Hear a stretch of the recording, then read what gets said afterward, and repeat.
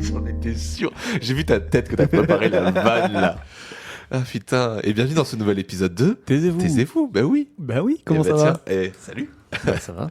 Aujourd'hui, on reçoit Johan. Bonjour Johan. Bonjour. Salut. Il vient nous parler de droit privé et de sciences criminelles. C'est ça. Et alors, juste avant, du coup, on avait reçu Xavier qui nous a parlé d'onologie, mais en fait, c'était pas que de l'onologie. Mais je crois que tu es le premier dont, dans l'intitulé de la thèse, il y a plusieurs spécialités. Alors en fait, c'est une même spécialité, droit privé et sciences D'accord. criminelles. C'est le package. En fait, on est obligé Tu de le vas prendre en entier. Ça me fait penser à l'épisode avec Robin, on est parti du droit public pour digresser au fur et à mesure. Ah oui, complètement. On repart sur du droit, mais C'est ça.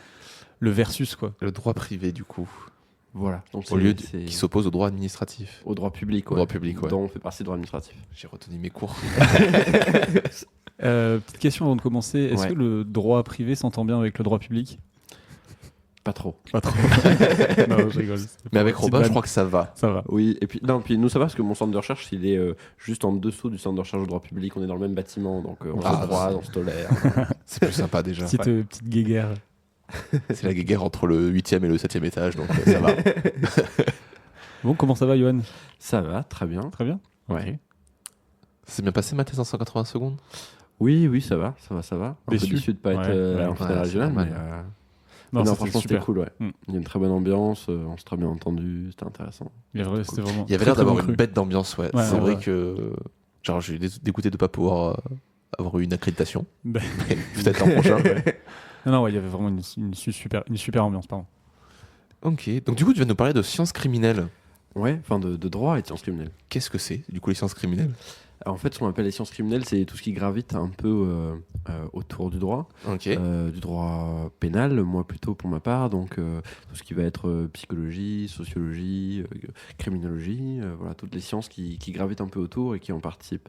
D'accord. Du coup, tu as eu des cours dans toutes ces matières? Alors, en fait, donc c'est un paquet de droit privé et sciences criminelles, c'est-à-dire qu'on fasse sa thèse en droit bancaire ou comme moi en droit pénal, c'est droit pénal et sciences criminelles, droit privé et sciences criminelles.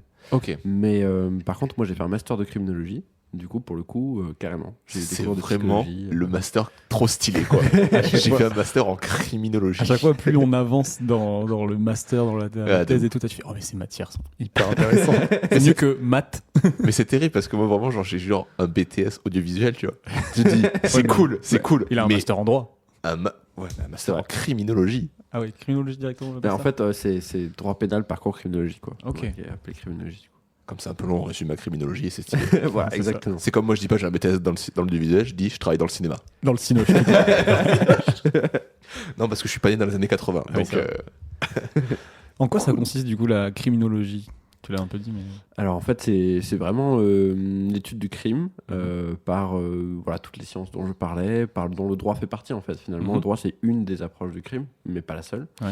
Donc la criminologie, c'est l'idée de dire que toutes ces sciences se complètent et permettent de voir un peu plus clair dans les origines du crime, comment on traite le crime, ce que c'est, etc. Le crime au sens vraiment très large. Hein. Ouais, parce que là, quand on entend crime, on entend meurtre directement. Non, là au sens vraiment de toute la délinquance et de la criminalité, quoi. Le fait de transgresser la loi. comment tu définis un crime du coup? Parce qu'il y a l'infraction, Ouais. qui est une transgression de la loi, mais qui a l'air plutôt tranquille, on va dire.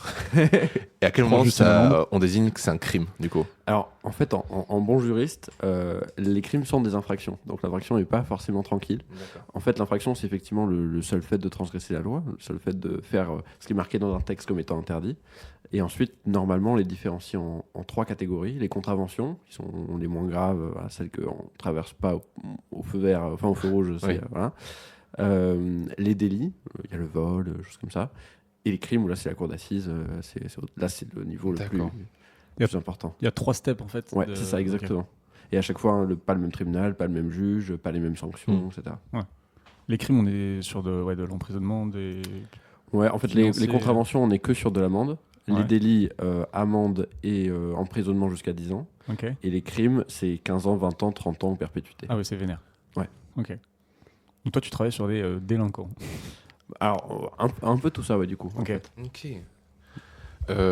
Alors, le titre de la thèse n'est pas compliqué pour une fois. Et j'ai Il n'a vraiment pas l'air l'impression. compliqué, Ça n'a mais pas l'air Genre, compliqué tous comme les ça. mots ne mais- sont pas les bons mots. Mais oui, on est dans le droit. On est dans Donc le à droit. partir de là. Non, mais par contre, j'ai vraiment l'impression qu'on va plutôt.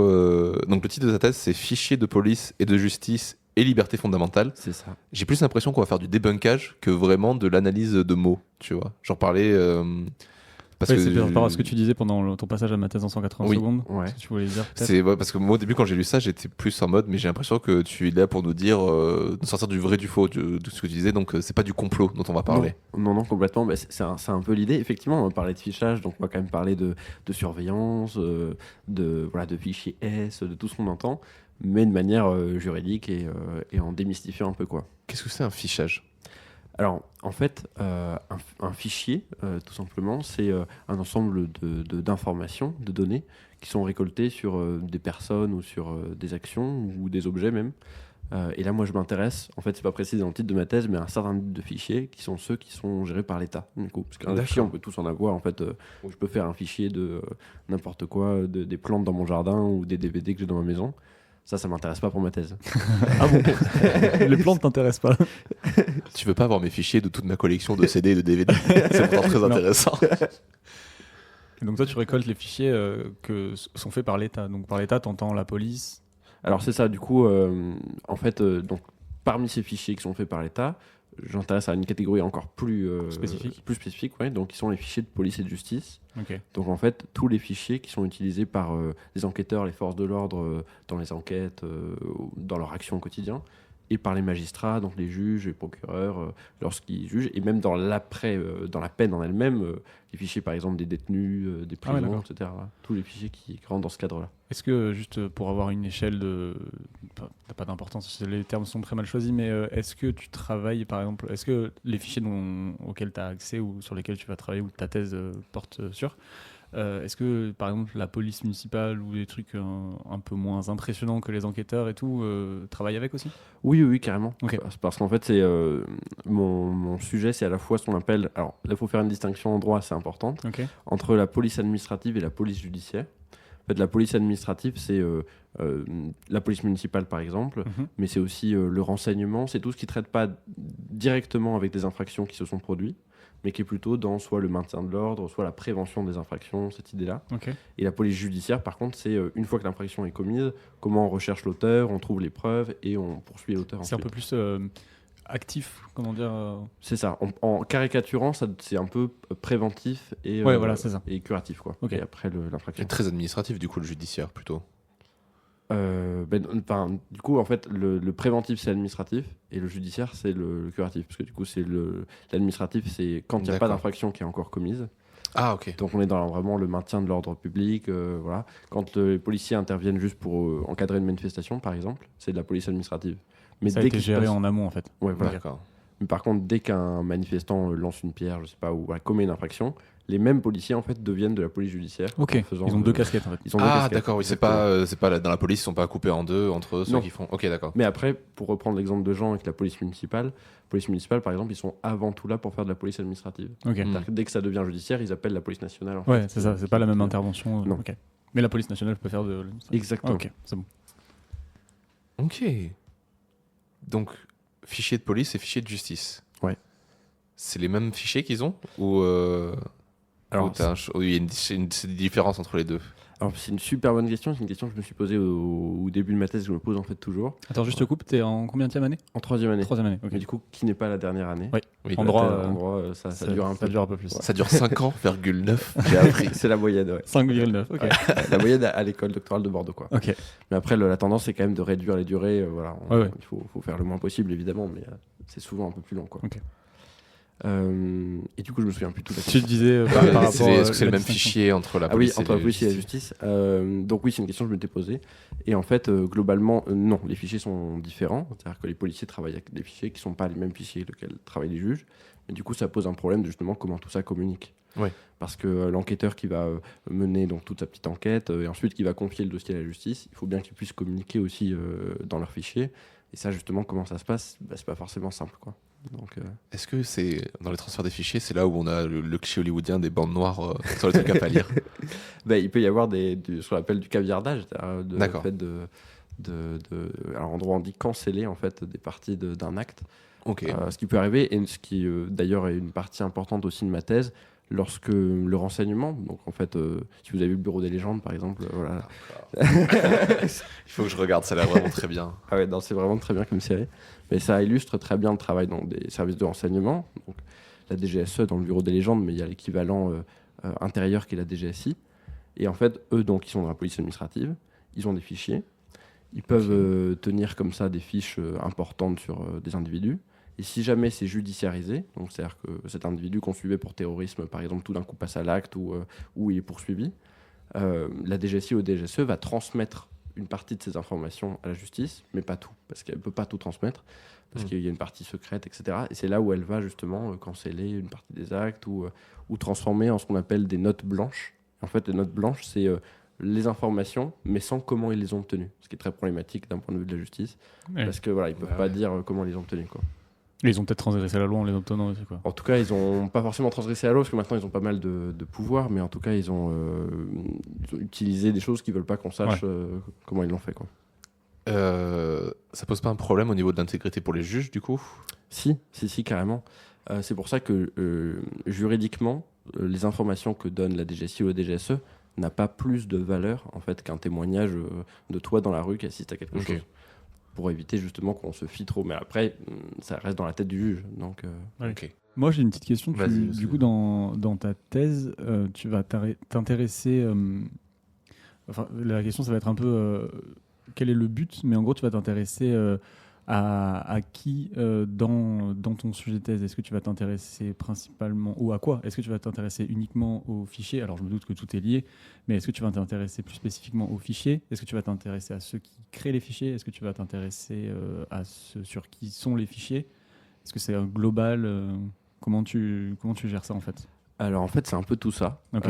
Donc à la fois comment sont créés les fichiers, parce que ça pose des problèmes d'enjeux démocratiques, par exemple. Savoir créer un fichier, c'est pas neutre, et ça doit être débattu, etc. Donc qui a le droit de le faire ? Est-ce que c'est le Parlement ? Est-ce que c'est le président ? Est-ce que c'est un ministre ? Enfin, donc toute la question de la création du fichier, mais aussi effectivement de qui on fiche dedans. Sachant qu'on ne fiche pas que, et c'était un peu le message de ma thèse en 180 secondes, de ce que j'ai essayé de faire passer à ma thèse en 180 secondes, on ne fiche pas que les grands criminels ou les grands délinquants, mais il y a un certain nombre de fichiers de police administrative qui peuvent concerner n'importe qui. Donc ça peut aussi être problématique. Quel usage ensuite est fait de ces fichiers-là ? Et quel recours on a contre les fichiers, quel recours juridique on a contre je suis fiché par tel fichier de la police, j'ai envie soit qu'on m'en enlève, soit qu'on corrige les informations, soit qu'on les utilise pas, etc. Quel recours j'ai, quoi. Donc c'est vraiment global sur la vie des fichiers. Mais en fait, l'approche de ma thèse, c'est vraiment plus les libertés fondamentales, cette dernière partie de mon intitulé. En fait, par rapport à l'individu, à chaque étape, à la constitution, au recueil des informations, à leur utilisation, etc. À chaque étape, quel droit de l'individu ça peut heurter ?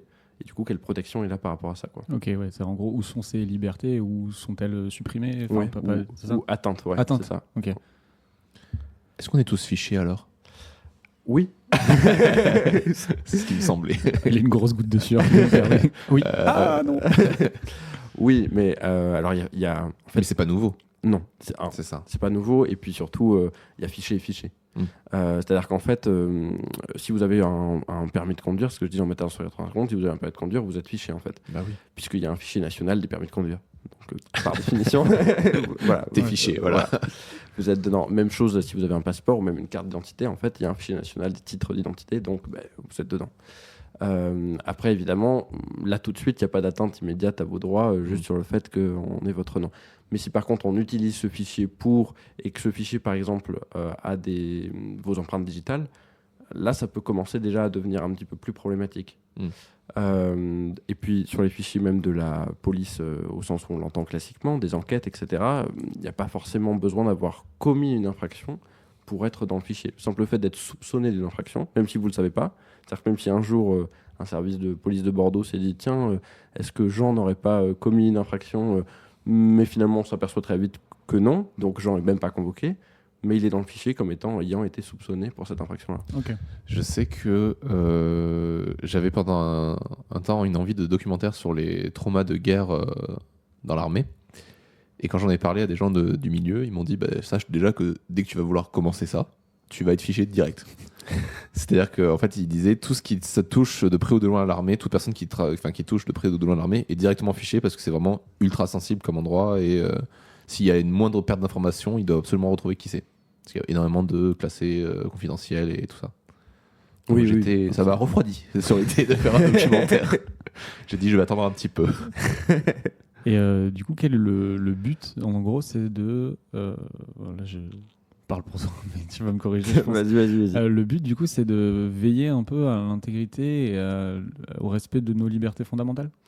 Ou de décortiquer un peu. Ouais, si, c'est à peu près ça. En fait, Est-ce qu'il y a un but final ou c'est un truc oui, étudié, si. Non, il y a carrément un but final. Déjà de faire un état des lieux. Ouais, ça c'est parce très que- important en droit. J'ai l'impression de Ouais. faire un état des lieux assez fréquent. En sens, Bah, c'est qu'en fait, sur les fichiers, ça n'a jamais été vraiment fait. Ah, en plus. C'est-à-dire que les fichiers sont énormément développés quand même ces 20-30 dernières années avec l'informatique. Mhm. Il existait des fichiers avant, mais qui ont libéré Ouais. énormément de possibilités. C'est-à-dire qu'en 2009, il existait à peu près 50 fichiers. Aujourd'hui, il y en a plus d'une centaine, quoi. Donc, il y a vraiment un mouvement très important. Il n'y a jamais eu de travail de thèse ou vraiment d'ampleur sur les fichiers. Il y a quelques rapports parlementaires, quelques articles, mais c'est tout. Donc déjà comprendre combien on a de fichiers, qui est vraiment fiché dedans, quels sont leurs usages, etc. Ça déjà c'est un enjeu. Et puis après, essayer de voir donc à l'heure actuelle comment ça interagit avec nos libertés, quelles sont les atteintes. Et surtout, et c'est la dernière étape de ma thèse, essayer de proposer quelque chose, quoi. De dire Ok. aujourd'hui le cadre juridique des fichiers c'est ça, et en fait c'est très très diffus, très complexe, c'est différent pour chaque fichier, c'est pas clair, peu protecteur. Comment on pourrait imaginer un cadre juridique demain plus protecteur des fichiers, quoi. Ok. C'est de proposer du coup. En fait, le but de la thèse est de proposer des types de lois. Oui, c'est ça. C'est ça, c'est de légiférer en gros sur tout ça. C'est voilà, Enfin, c'est de proposer des lois. C'est de proposer un cadre juridique, donc effectivement des lois, des normes, des règlements pour dire si on encadrait les choses de cette manière-là, est-ce que ce ne serait pas plus protecteur de nos libertés, tout en gardant en tête évidemment que les fichiers sont des outils pour les policiers, donc il faut que ça reste utile, quoi. Mais on peut peut-être trouver quelque chose de plus respectueux. Tu parlais tout à l'heure du fait que c'était embêtant si on a des empreintes digitales. Ouais. Mais on est d'accord qu'aujourd'hui, pour faire un passeport, il faut donner ses empreintes digitales. Alors, c'est une question hyper intéressante parce que justement, effectivement, quand tu fais ton passeport, tu donnes tes empreintes digitales, Ouais. mais déjà, on a le droit, pour la carte d'identité par exemple, de refuser. Parce que souvent, Oui. les gens ne savent pas, pour la carte d'identité, on peut refuser. On peut refuser en tout cas que les empreintes soient numérisées. C'est-à-dire qu'en fait, on les donne de manière papier comme à l'ancienne, mais Ok. elles ne sont pas numérisées. Mais effectivement, sur le passeport, par contre, on est vraiment contraint. Alors, à l'heure actuelle, le fichier qui s'appelle TEST, titre électronique sécurisé, qui est le fichier de tous les passeports et des cartes d'identité, il incorpore ces données d'empreintes digitales, Ok. mais elles ne sont pas du tout accessibles par la police. C'est-à-dire qu'en fait, elles sont déjà Ok. uniquement là pour, si jamais, par exemple, quelqu'un se fait passer pour toi, usurpation d'identité ou autre, qu'on puisse différencier la vraie personne de l'usurpateur. Ok. Mais le problème, c'est que même moi, ça, il faut que je le prenne en compte en me disant, d'accord, certes, aujourd'hui, c'est hyper encadré, mais c'est qu'une ligne de code, sans doute informatique, le fait de ne pas pouvoir permettre l'accès aux policiers. Et c'est qu'une ligne dans une loi sur le plan juridique. Ouais. Donc, une fois qu'on a la base constituée, est-ce que demain, on va pas se dire, oh, finalement, ce serait quand même pratique d'utiliser ces empreintes pour résoudre des meurtres et des enquêtes, Ouais. etc. Donc, Ouais. est-ce qu'on va pas étendre l'usage, quoi. Ouais, quelqu'un peut proposer une loi demain qui peut justement Exactement. donner accès à la police à tous ces fichiers. Une fois qu'on a les données, ça y est, c'est Ouais, plus simple, quoi. ouais, c'est ça. Donc c'est pour ça qu'il faut se méfier, même d'un fichier comme ça qui peut paraître pas dangereux et qui peut paraître anodin, en fait, l'est pas, quoi. Moi, je trouve qu'il y a un truc dans la thèse en droit, parce que tu es le deuxième doctorat en droit, Ouais. donc c'est totalement différent, privé et public, pardon. Ouais.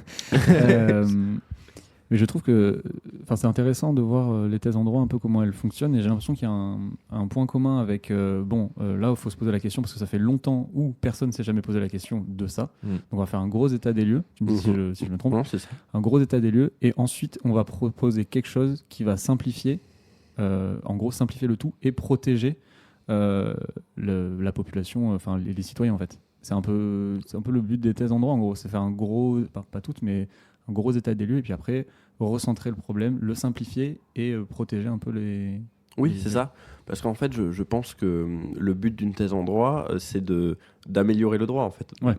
Et donc, d'améliorer la loi, les normes, en proposant, en regardant ce qui existe. Parce qu'en fait, le droit se construit quand même beaucoup par phases successives, Mhm. où chaque politique, chaque majorité rajoute des textes, on en supprime peu. Tout ça s'empile. Tout ça est modifié au gré aussi des événements public, il se passe un drame, hop, on crée un fichier par exemple pour ma thèse. Et on réfléchit pas trop, on prend pas le temps de réfléchir globalement. Et donc je pense que le thésard en droit, il est là aussi pour ça, pour dire bon, ok, je prends un peu de recul, je regarde tout ce qui existe, et effectivement, j'essaye de mettre de l'ordre et de proposer quelque chose d'un peu plus clair et en ayant à l'esprit les libertés fondamentales. Et c'est là où on rappelle que les thésards en droit sont donc hyper importants.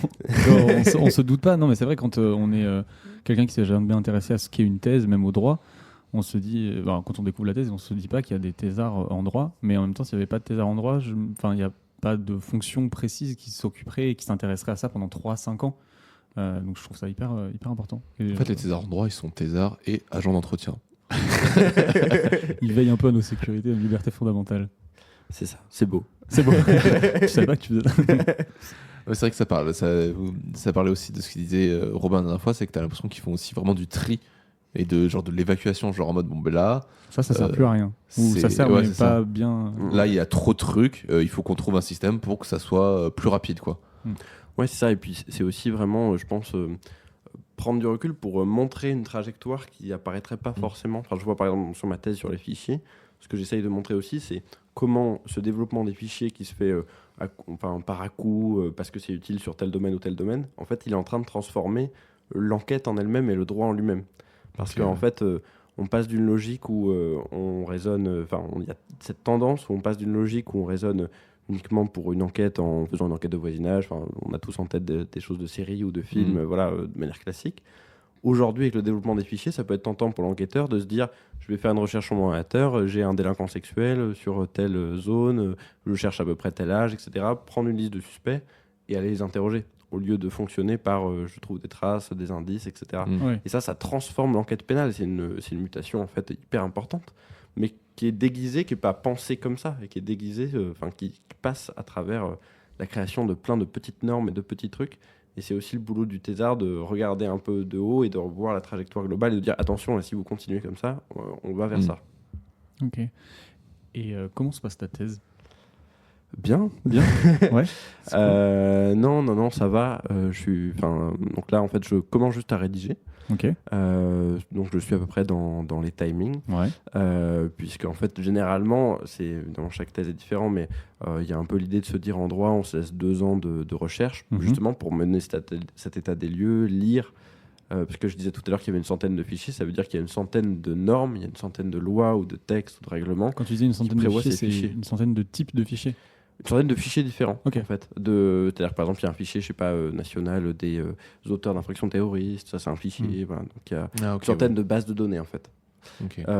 Et donc ces bases de données, elles ont toutes un fondement juridique distinct. Donc il faut d'abord aller le lire, le comprendre, etc. Tu les as toutes lues ? C'était le but, donc oui. Waouh. Respect. De ouf. Après, ça se ressemble pour certaines, etc. Mais ce qui est un peu la hantise d'ailleurs de ma thèse, c'est de me dire si demain, ça continue en fait. Évidemment, le droit n'est pas suspendu pendant que je fais ma thèse, malheureusement. Donc, c'est trop facile. Du coup, ça continue évidemment à s'accumuler. Et donc, je suis obligé de suivre l'actualité juridique en même temps et ce qui se passe. Ouais. Parce que l'air menti, c'est de me dire si je suis à 80% de ma thèse et que là, boum, il y a une énorme loi qui modifie tout ce que je suis en train de faire, faut tout reprendre en fait, quoi. Ouais. Puisqu'il faut que, évidemment, ma thèse, il faudra quand elle paraisse, elle soit à peu près dans ce qui se passe juridiquement. Ouais, c'est ça. Très, très compliqué ça. J'ai plein de questions en rapport avec Sarkozy qui arrive. Oui, donc du coup, et toi, ta thèse, c'est une thèse, on en parle souvent, comment elle t'est venue ? Est-ce que c'était une envie ? Est-ce que t'as toujours voulu bosser sur ça dès que t'as peut-être voulu faire du droit depuis petit, ou en tout cas pendant que t'étais en master en droit, tu t'es dirigé vers la criminologie du coup.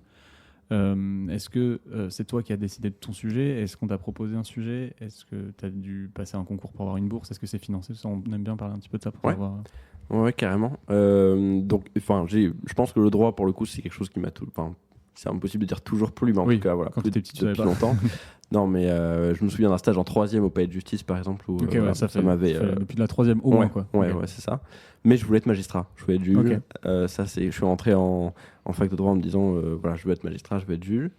Et en fait, je pense que la fac m'a énormément plu, le monde de la fac, de la recherche, qu'on découvre peu à peu, en fait, finalement, au cours des années d'études. On voit les enseignants-chercheurs, on assiste à des conférences, des colloques, et puis on se dit, bon, c'est quand même cool ce qu'ils font, quoi. Donc je pense que progressivement, je me suis dit, la recherche, pourquoi pas. Effectivement, donc j'ai fait le master de criminologie, quand même en me disant encore pour être magistrat, même si je me disais bon, pourquoi pas la recherche, mais quand même plan A magistrat. Et en fait, au cours du master criminologie, j'ai fait donc un mémoire de recherche qui m'a énormément plu, qui n'était pas exactement sur les fichiers, mais qui était sur une problématique un peu liée, parce qu'il était sur comment le droit pénal traite l'information, en fait. Par exemple le vol d'informations, etc. Et donc qui touchait déjà aux données personnelles et donc à la question en fait après des fichiers. Donc ça m'a énormément plu et ma directrice de mémoire, qui était aussi la directrice du master criminaux, m'a proposé du coup de faire une thèse avec elle. J'ai dit oui. Sinon je serais pas là. Mais je lui ai dit, mais par contre j'aimerais bien travailler sur les données personnelles, enfin rester dans ces choses-là, mais pas continuer mon mémoire parce qu'il y avait déjà pas mal de choses décrites et ça m'avait intéressé, mais je sentais que le sujet, même en un an, j'avais ça laissait souffler. Ouais, c'est ça. Et donc c'est du coup elle directement qui m'a proposé le fichier en me disant mais il n'y a rien d'écrit encore sur les fichiers, ce serait hyper intéressant de faire une thèse là-dessus, donc si ça vous dit on y va. Et donc du coup j'ai dit oui encore une fois et donc je suis parti là-dessus. Alors donc vraiment d'abord sur le fond et sans du tout idée de financement en fait. Ah d'accord, c'était une thèse sans financement là-bas. Du coup voilà, de toute façon en fait en droit pénal en droit en général, il y a très peu de financement. Pour le droit pénal, on a un centre de recherche avec 4 masters rattachés, donc potentiellement pas mal d'étudiants quand même intéressés pour la thèse, et un seul contrat doctoral pour les 4 masters. Ah oui, c'est ce qu'il disait Robin, qui avait très Alors peu lui, c'était lui, c'est en administratif et il y a, je crois, 2 thèses par an aussi. En administratif, ils sont un peu mieux lotis quand même. Parce que genre ils sont 9 et je crois qu'il y a 2 thèses. Je veux pas cracher dessus, mais... Non.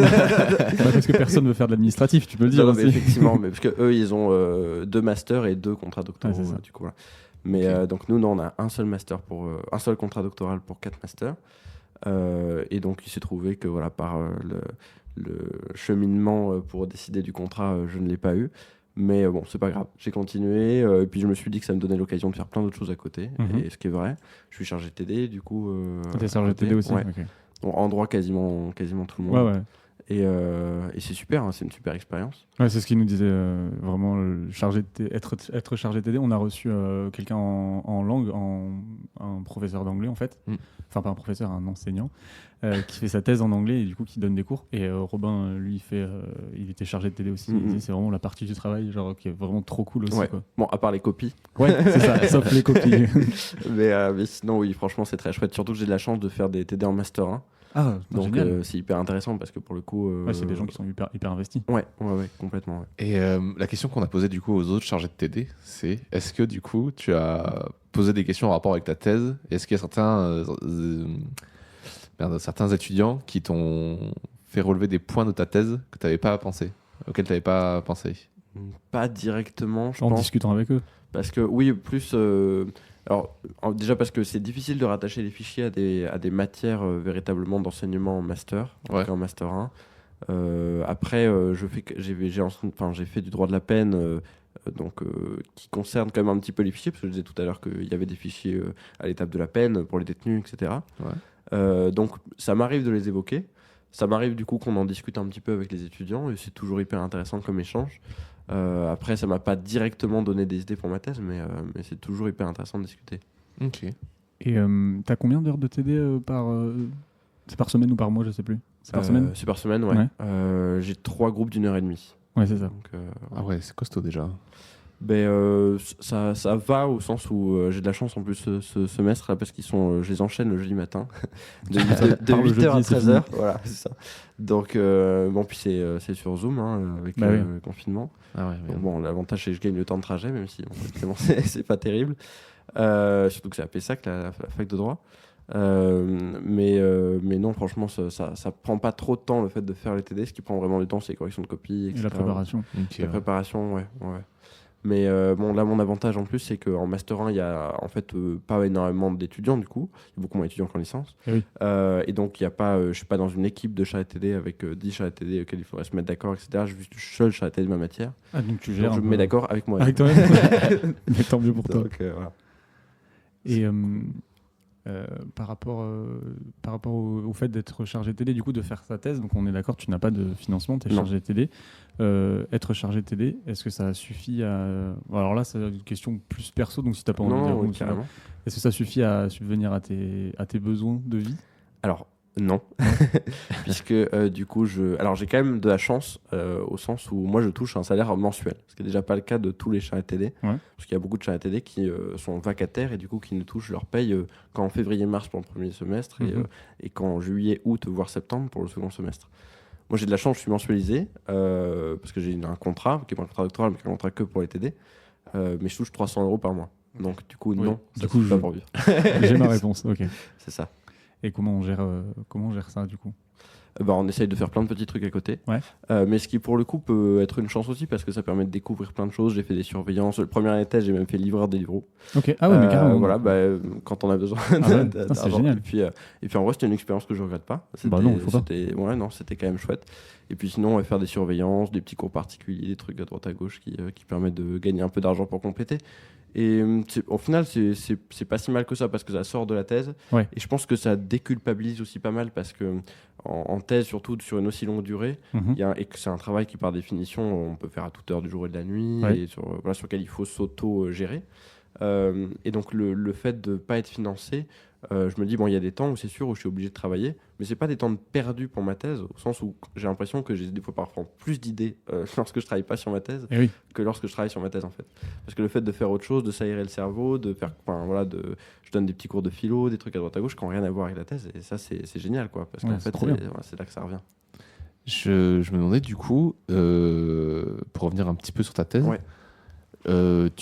tu parlais du coup de Deliveroo, ça m'a fait penser du coup aux applications, au réseau, tout ça. Ouais. Tu traites pas du coup de la gestion de tes fichiers par les applications et tout ça? Non, parce que ça c'est vraiment les acteurs privés. Okay. Par contre, ce qui va pouvoir m'intéresser, c'est comment l'État, la police, le renseignement peut utiliser et récupérer ce style d'information. Notamment comment le renseignement peut explorer les réseaux sociaux, même avec des algorithmes, etc., pour essayer de repérer là un discours antisémite, là un discours terroriste, etc., quoi. Je l'avais entendu là. Oui. C'est-à-dire que moi, de mémoire, j'avais en tête que ces données-là se rachetaient. Oui, alors les données qu'on donne, les données personnelles, les données Facebook, Google, tout ça. Oui, pour le coup, ça c'est pas du tout lié à ma thèse. Ouais. En fait, moi, ce qui m'intéresse, c'est plus comment les enquêteurs, etc., explorent les réseaux. Mais en fait, pas en rachetant les données, mais juste en naviguant dessus. En naviguant dessus, ou en faisant naviguer dessus des intelligences artificielles, etc., pour les explorer, mais pas en. En fait, ils n'ont pas de contact officiel, et d'ailleurs ce qui peut être problématique, mais ils ont souvent peu de contacts officiels avec les GAFAM, avec les sociétés qui sont de façon très loin et qui répondent pas s'ils font des demandes, mais ils sont vraiment plutôt dans l'exploration de ces réseaux quasiment automatisés. Là, je vais rentrer dans la théorie du complot. Est-ce que les enquêteurs, la police, tout ça, ont le droit d'aller sur Facebook, par exemple, sur Internet, des trucs comme ça, pour compléter un fichier ou pour créer un fichier? Alors, je vais carrément te donner un exemple concret, puisque dans ma thèse, j'ai eu la chance d'être 2 mois en immersion à la gendarmerie pour voir l'usage des fichiers, parce que c'est vrai que c'est un problème de mon sujet quand même, c'est que par définition, il n'y a pas énormément d'informations. C'est-à-dire qu'à part lire les textes juridiques des normes, etc., mais dont on a quand même vite fait le tour et qui ne disent pas énormément de choses, à partir de là, comment trouver des infos ? Donc j'ai eu de la chance d'avoir des super contacts avec la gendarmerie nationale et notamment la section de recherche de Bordeaux. Donc la section de recherche dans la gendarmerie, c'est vraiment la partie de la gendarmerie qui s'occupe des affaires les plus graves, celles qui demandent le plus de temps, qui ne traitent pas les mains courantes habituelles, enfin les choses du quotidien, mais qui vraiment s'arrêtent sur les affaires qui demandent un peu plus de temps. Et donc il y en a une par région et il y en a une à Bordeaux. Et donc j'ai passé 2 mois en immersion là-bas et avec l'usage des fichiers que j'ai pu voir pour le coup de mes yeux, quoi, et qui va énormément me servir pour ma thèse. Bref, tout ça pour dire que dans ce stage de 2 mois, j'ai vu pas mal de fois, et je vais le relater dans ma thèse évidemment, des enquêteurs qui, pour nourrir ce qu'on appelle les PV de renseignement, c'est-à-dire en fait un PV sur un individu, un procès verbal, un papier sur un individu qui va dire c'est monsieur Jean qui est soupçonné, voilà ce qu'on sait sur lui, de faire des copies d'écran de Facebook, d'accord, donc c'est fait, en fait. carrément. Ouais. Mais c'est légal ou pas? Il n'y a rien qui l'interdit. Il n'y a rien qui l'interdit pour le moment. Non. Ok, d'accord. Non. Donc toi, tu pourrais par exemple proposer quelque chose pour interdire ce genre de choses ou... Oui, carrément. Okay. Carrément. Parce qu'effectivement, c'est très problématique parce que en fait, les fichiers sont nourris de plein d'informations dont les sources sont multiples, sont pas forcément encadrées et dont les informations sont pas forcément fiables aussi, quoi. Mm-hmm. Ouais. Bah ouais. Est-ce que tu as quelque chose à rajouter qu'on aurait oublié de mentionner de ton sujet de thèse On va te dire quelque chose par rapport à ton sujet d'important. Non, si, juste une petite chose aussi, c'est que qui moi me tient vraiment à cœur dans ma thèse, Oui. c'est que j'essaye d'avoir, du coup on a parlé un peu de criminaux au début, d'avoir vraiment une approche pas que juriste, pas que juridique, mais le plus pluridisciplinaire possible. Et du coup avec de la philo, notamment pas mal, parce que j'ai fait un master de philo l'an dernier. Ah, d'accord. Mais pour essayer de mettre, en fait de mettre de la philo le plus possible et de la philo un peu sérieuse quoi. Est-ce que tu dors? Le mec est livreur, il a fait un master de philo, Il un est master prof de de droit, philo. il est prof, il fait une thèse. Mais en fait, ça me tenait vraiment à cœur de pas être... Parce que je pense que sur les fichiers, il y a plein de dimensions sociologiques, de plus générales sur réflexion sur la société, de philo, etc. Donc ça me tenait à cœur de vraiment avoir cette dimension-là. Et pas juste être dans le juridico-juridique, de dire le texte là, ligne 2, ça va pas quoi. Mais de prendre un peu de recul. Ok. Donc d'avoir une vraie... Une approche vraie dimension philosophique. philo, ouais. Mais comme en Tu pourrais plus. pas écrire un livre aussi, du coup Ce serait hyper intéressant. De ouf. Hein. En plus, tu disais aussi, vu que le but de la thèse, c'est aussi de proposer des choses, Ouais. c'est bien d'avoir une approche effectivement plus philosophique et plus humaine du travail pour pouvoir dire, bon, effectivement, la loi, elle dit ça, mais c'est pas très logique, ou alors, mais c'est pas très sain, etc. Donc, Ouais, carrément. c'est pas mal de mélanger du coup toutes les disciplines. Carrément. Et puis moi, ce qui me faisait un peu peur, c'est que j'ai l'impression, surtout en matière de fichiers, que quand on se soucie trop enfin, il faut évidemment s'en soucier, mais du détail juridique, on en oublie la globalité. Ouais. Et du coup, on peut se dire, juridiquement, tout va bien, c'est-à-dire juridiquement, ça colle, chaque petit truc respecte les normes, etc. Mais est-ce que philosophiquement, on n'est pas, enfin, de manière générale, on n'est pas en train de faire une grosse bêtise sur le modèle pénal ou sur le fichage, la surveillance, etc. D'où l'idée de la philo aussi là-dedans, quoi. Ok. Bah écoute, Tu peux passer à ton interro. on va passer à la Tu peux petite faire un interro. petit point Jean avant. J'ai quelque Tu veux chose qui m'est faire venu. tu veux faire un Jean-Point Un Jean-point. pour les cheveux? Ouais, c'est exactement ça. Je te déteste. Non, il y a quelque chose qui m'est venu à l'idée. Du coup, je fais une petite impro là-dessus. Tu veux un taille beat? Ouais, s'il te plaît. non, une impro. Parce que j'avais pas du tout prévu d'en parler en fait. Mais depuis le début, les thésards qu'on a interviewés Ouais. et dont tu fais partie, il y a quelque chose qui ressort vachement quand on pose la question c'est quoi le but? On pourrait croire que les thésards qui sont employés par des grosses sociétés, genre pour des thèses de chiffres qui sont financées par des grosses sociétés, ou des thèses en droit qui travaillent un peu pour l'État, tout ça, sont spécifiques d'un enseignement ou d'une structure ou de quelque chose. Et en fait, depuis le début, on voit que la globalité des thésards qu'on a interviewés travaillent avant tout pour... entre guillemets, alors c'est un peu utopiste ce que je dis, mais travaille un peu pour l'humain et pour le futur de l'humain. En droit, très bon exemple avec toi et Robin, vous travaillez pour nos libertés.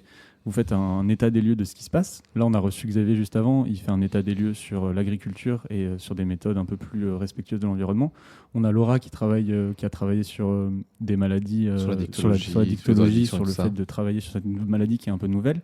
On a eu un professeur d'anglais qui travaille sur le fait d'améliorer l'anglais chez les jeunes. Donc moi, je voulais dire que En vraiment, France, c'était ouais. vraiment super cool de recevoir des gens qui travaillent et qui aiment ça, qui sont passionnés, qui travaillent pour un peu notre futur, un peu dans l'ombre parce qu'on ne sait pas trop ce que c'est une thèse et tout. Et du coup, je suis hyper content. Je viens de me rendre compte de co-animer ce podcast avec toi et de C'est des petites lueurs d'espoir recevoir comme des ça. gens qui sont fiers de ce qu'ils font et qui travaillent un peu pour nous tous demain, en fait. Mais dont tu fais partie aussi. Oui, je sais, mais...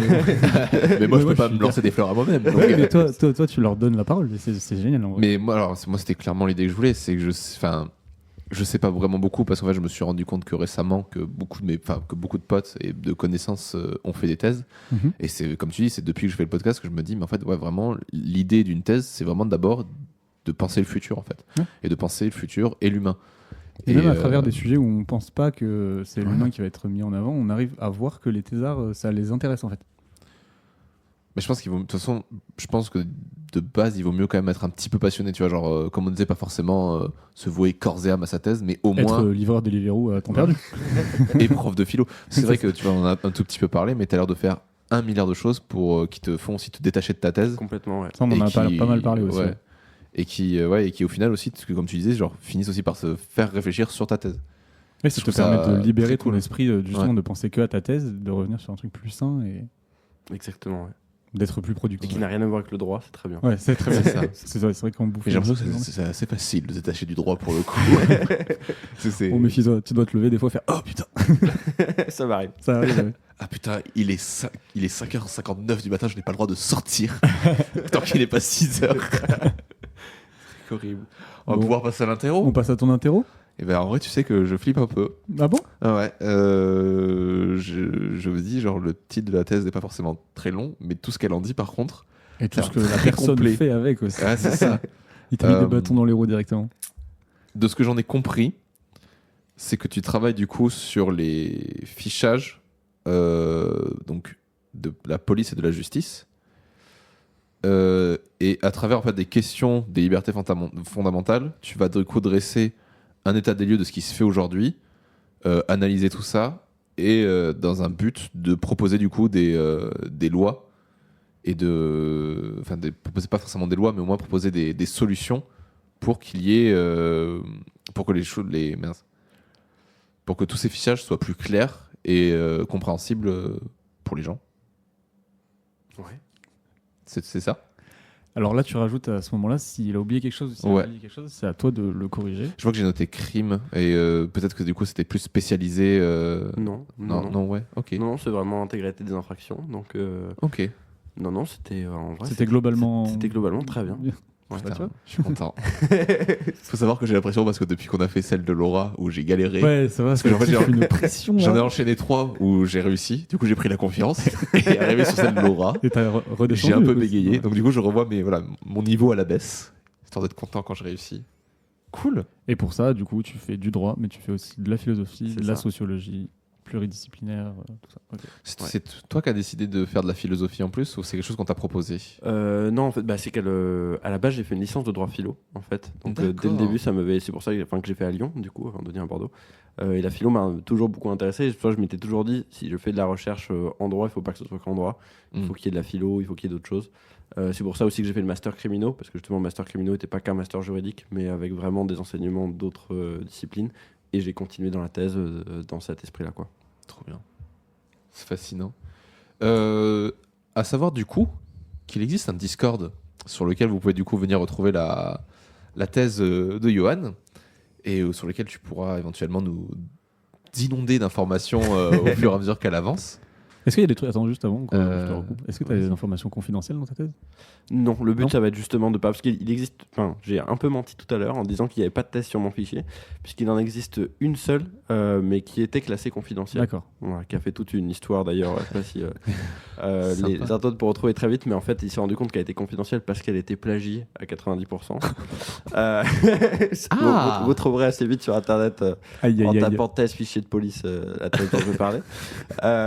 Donc en fait, c'est la première véritable thèse quand même, mais justement, il pourrait y avoir des thèses confidentielles, ça existe.